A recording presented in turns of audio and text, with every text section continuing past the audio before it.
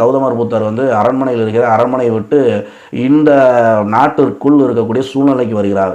அது பல்வேறு நிகழ்வுகளை பார்க்கிறார். வயதான முதியவரை பார்க்குறாரு, நோயுற்று கிடக்கக்கூடியவரை பார்க்குறாங்க, மரியவரை பார்க்குறாரு, ஒரு இறந்தவரை சுற்றி அழுது கொண்டு போய்கிட்டு இருக்கக்கூடிய அவங்களுடைய உறவுக்காரர்கள் எல்லாத்தையும் பார்க்குறாரு.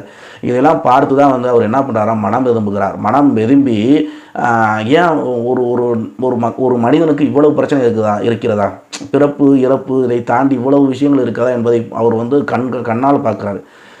அதுதான் அது புத்தத்தினுடைய மிக முக்கியமான ஒரு தத்துவம். கண்களால் பார்த்தால் உண்மை, கண்களால் பார்ப்பதான் உண்மை.